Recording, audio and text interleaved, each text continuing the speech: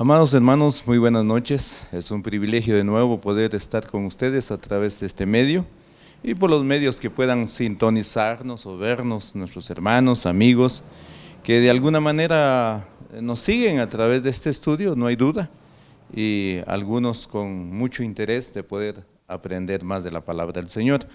Y aquí estamos, acá, reciban ustedes el saludo del grupo de pastores Eclesía, desde San Juan Zacatepeques, deseando lo mejor para cada uno de ustedes. Hoy, hermanos, toca ver el versículo 7, aunque no lo terminamos, de seguro no lo terminamos. Los invitamos para que la próxima semana continúen en el estudio del versículo 7 del capítulo 1 de Hebreos, que a la letra dice: ciertamente de los ángeles dice, el que hace a sus ángeles espíritu y a sus ministros llama de fuego. Tenemos que hacer alguna aclaración textual. Hemos visto, hermanos, en el Antiguo Testamento, nos dice acerca de la posición del Hijo de Dios, según el versículo 5, nos dice en el estudio que tuvimos, en el versículo 5, dice: mi hijo eres tú, y yo te he engendrado hoy. Esa es la posición del Hijo. En el versículo 6 vimos que dice: yo seré a él padre y él será a mí hijo. Esa es la posición del Hijo de Dios, de nuestro Señor Jesucristo. Ahora, ¿qué de los ángeles entonces? Acabamos de considerar que el Hijo es superior a ellos, tanto por naturaleza, como lo vimos en el versículo 2 de este mismo capítulo, el versículo 3 también, como por designación, y luego vimos en el versículo 4 y 5, por lo tanto merece su adoración, es lo que se vio la semana pasada. En el versículo 6, así como las cosas que dan lugar les corresponde a los ángeles dentro del orden del universo. Esa es nuestra pregunta, ¿verdad? El autor contesta a esta cita en el Salmo 104:4, puesto que habremos de hacer un análisis minucioso de este texto, conviene tenerlo bien grabado en nuestra memoria, porque el versículo 4 del Salmo 104 dice: Dios hace a sus ángeles espíritu y a sus ministros como llama de fuego. Aparentemente los ángeles son seres espirituales, siervos de Dios, que recorren el mundo como relámpago para cumplir puntualmente, hermanos, la voluntad de Dios.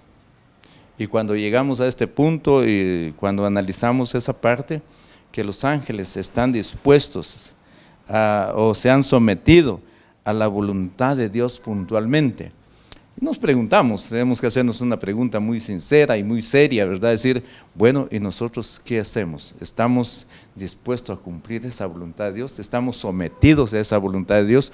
¿O qué está pasando? Y tenemos que ser honestos, decir, bueno, realmente sabemos el propósito del Señor en nuestra vida, para qué fuimos creados. Sin embargo, esa parte descuidamos nosotros. Pero los ángeles, dice, están, ahí sí que puntualmente cumpliendo esa voluntad de nuestro Señor. Nuevamente, sin embargo, se trata de una cita controvertida, dice el Salmo 104:4, con las que el autor parece haberse tomado excesivamente la libertad. Si nos volvemos al texto del Salmo 104:4, dice, en la versión Reina Valera 60, vemos que dice algo muy distinto, porque dice: ese Dios hace a los vientos sus mensajeros y a las flamas de fuego su ministro. ¿Cómo reconciliar esta diferencia? Por ello tenemos que abordar al menos 4 cuestiones textuales. Número 1, hacer y crear, 2 palabras. En primer lugar, aunque no tiene que ver con las diferencias entre los textos, el significado del verbo hacer, el que hace a sus ángeles espíritu, dice. Más literalmente significa crear, Pero este es un verbo que tanto en griego como en el castellano admite dos acepciones. Y las dos acepciones es designar o hacer algo de la nada. Por ejemplo, un rey crea a ministros o gobernadores, por lo cual entendemos que designa una persona para este cargo. Nuestro texto, pues, podría significar que Dios contempla a los ángeles y decide destinarlos a ciertos niveles de servicio. Ellos serán mis espíritus y mis llamas de fuego. Irán por el mundo cumpliendo mis órdenes, sería la palabra. Sin embargo, en esta interpretación, da la impresión que Dios no tiene ningún propósito en mente cuando creó a los ángeles, sino que tuvo que improvisar uno después. Por esto, conviene dar el verbo crear a su acepción más literal. Además, es el contexto del Salmo 104, vemos a Dios en su actividad creadora. Dios ha creado a los ángeles con la intención explícita que sean espíritus y llamas de fuego. Ángeles mensajeros, número 2, ¿verdad? Pensemos a la segunda cuestión. Nuestro texto afirma que el Salmo 104:4 se refiere a los ángeles. Ciertamente a los ángeles dice. Sin embargo, en la traducción del Salmo 104:4, los ángeles brillan por su ausencia. Más adelante investigaremos esta cuestión con más detalles, pero de momento digamos que la palabra traducida mensajeros es la misma que usa para ángeles. Los ángeles están presentes en el Salmo 104. Y luego dice espíritu y vientos. La tercera cuestión textual está en torno a la palabra espíritus. La misma palabra hebrea, como también en el griego puede significar espíritu o viento. Como consecuencia, la Biblia frecuentemente utiliza viento como símbolo de los seres espirituales, especialmente como símbolo del ser espiritual por excelencia, el Espíritu Santo.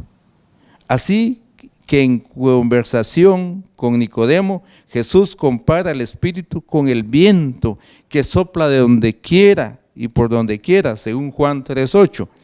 No ha de sorprendernos, pues, que en el día del Pentecostés, igual de la misma manera, en el derramamiento del Espíritu, fue acompañado, dice, como un viento recio que soplaba. Eso nos dice Hechos 2:2. También fue acompañado por lenguas de fuego.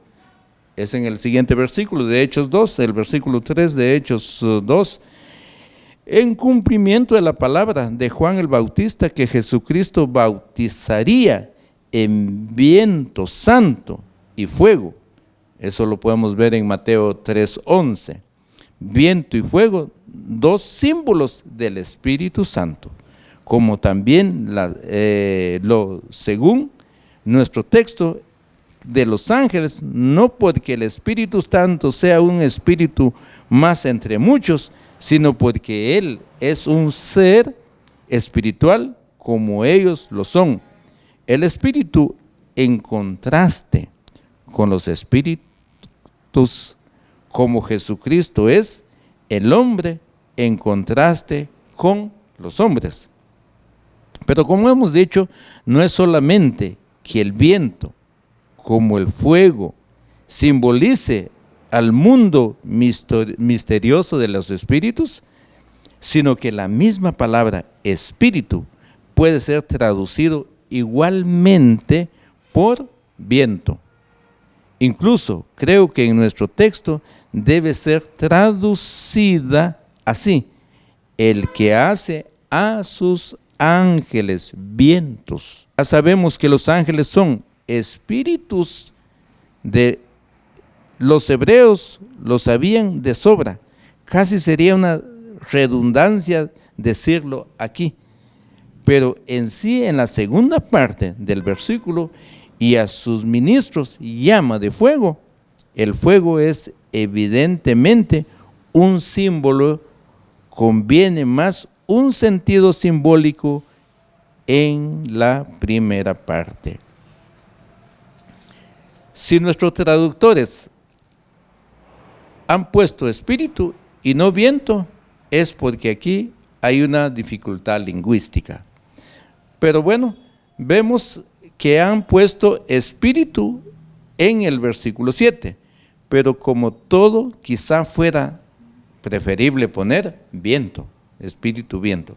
Ahora, cuando vemos en la cuarta parte de los ángeles o vientos, la cuestión es la más compleja. Ya hemos visto que el texto del Salmo 104:4, siempre en la versión 60, es muy diferente de la cita en Hebreos. No dice que Dios hace a sus ángeles o mensajeros espíritu o vientos, sino al revés, que hace a los vientos sus mensajeros.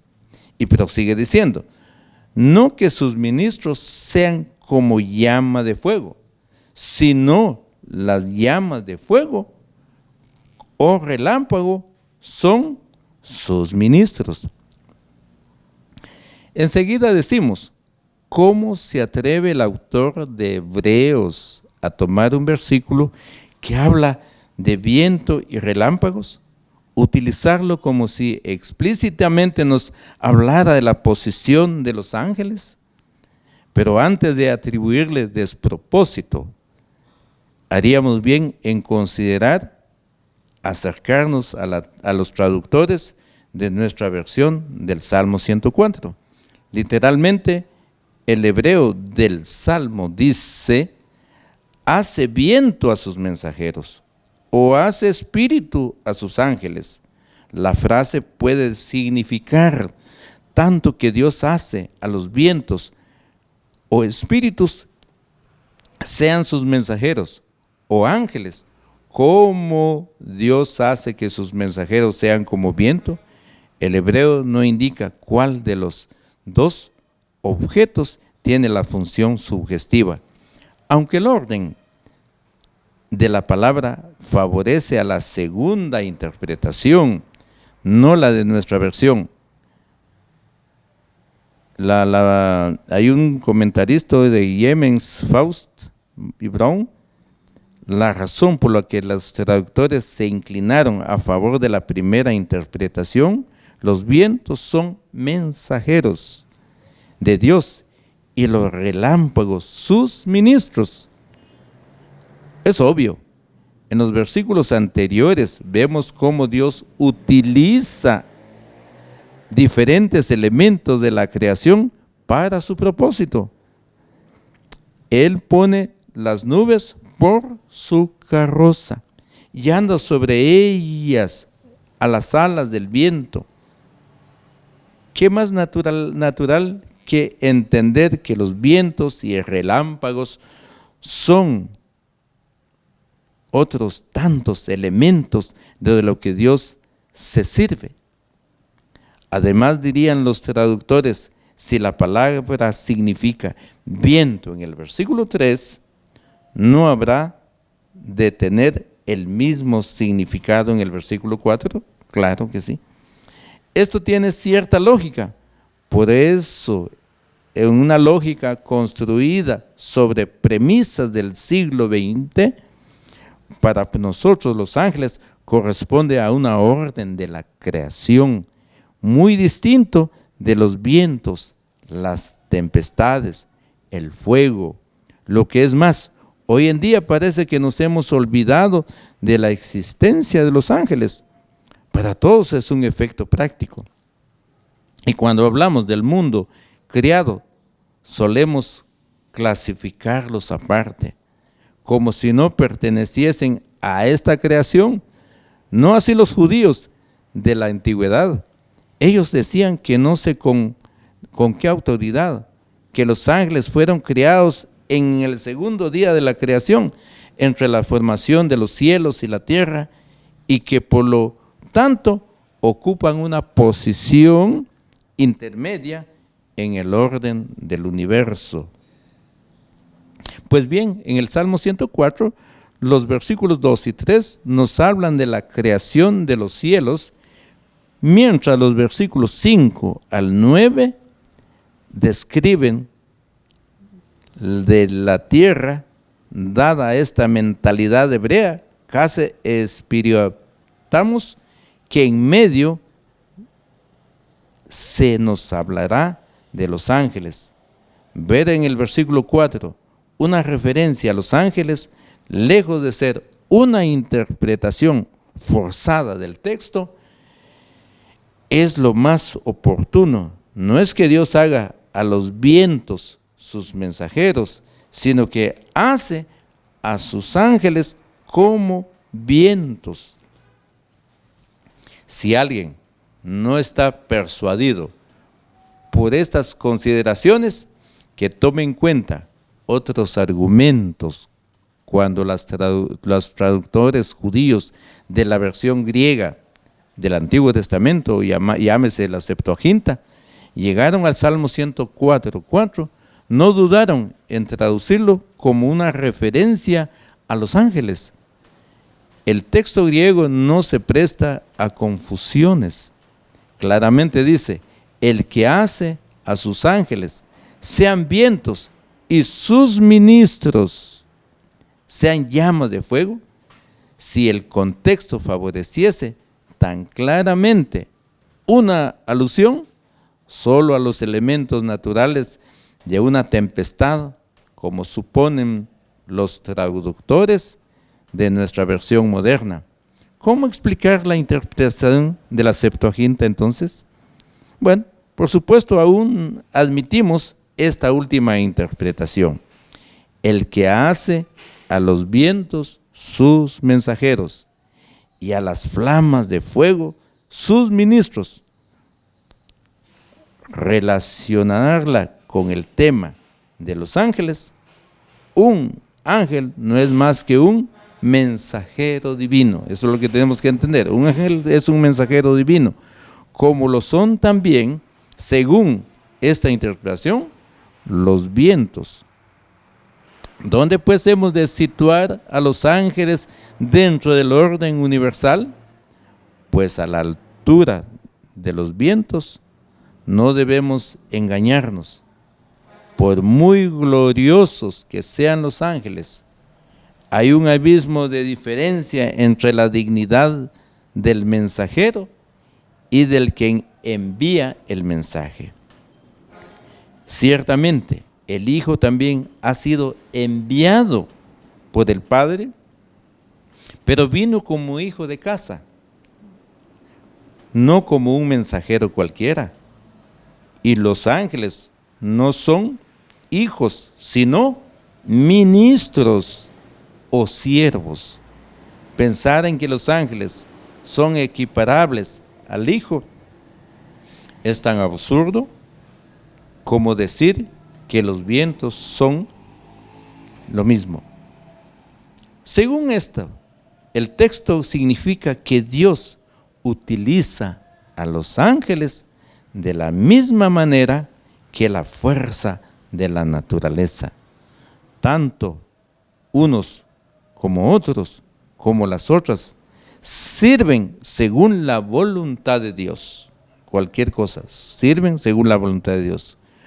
Concluimos, pues, que el texto, tanto del Salmo 104 como Hebreos 1, debe rezarse algo así como lo siguiente. Escuche esto. Ciertamente los ángeles dice, el que hace o ha creado a sus ángeles, vientos y a sus ministros como llama de fuego. Concluimos aquí, mis hermanos. La próxima semana toca que ver los ángeles, el viento y el relámpago para uno de nuestros hermanos que estará en esta grabación también. Hoy le damos gracias al Señor por permitirnos llegar hasta acá, siempre en el versículo 7, seguirá el versículo 7 la próxima semana, esperando su sintonía, mi querido hermano y amigo, y que Dios pueda guardarlos y bendecirlos durante el resto de esta semana. Dios los bendiga. Vamos a orar para concluir. Padre, de nuevo te damos muchas gracias por la oportunidad que tú nos diste en esta hora de la noche, poder ver parte de lo que estamos viendo, Señor, del libro de Hebreos, que realmente, Señor, necesitamos mucho discernimiento espiritual para ello y entenderla, Padre amado. Pero hoy que vimos la posición de los ángeles, es interesante, Señor, pensar que nosotros también como hijos tuyos tenemos una posición muy interesante en tu reino, Padre Celestial, y solo nos resta que cumplir esa voluntad tuya, Padre, y gracias porque nos has hecho tus hijos también. Padre, muchas gracias. Oramos por nuestros hermanos, los que están enfermos, los que están padeciendo de alguna enfermedad terminal también, Señor, no sabemos, pero oramos por ellos, que tú pongas tu mano de poder, de sanidad sobre cada uno de ellos, Padre amado. Por los que hay un problema de situaciones económicas, Padre, también oramos por ellos, Padre, que tú seas su proveedor y que pronto puedan, Señor, salir de las situaciones difíciles por las cuales se estarán pasando. Gracias, Padre, por la oportunidad que tú nos das de poder estar en esta noche, en este lugar. Bendecimos la vida de cada uno, Padre amado. Oramos en el nombre de Cristo Jesús, nuestro Señor. Amén. Bueno, nos despedimos de ustedes como el grupo de pastores de Eclesía desde San Juan, Zacatepeques. Dios los bendiga y una feliz noche para todos. Muchas gracias.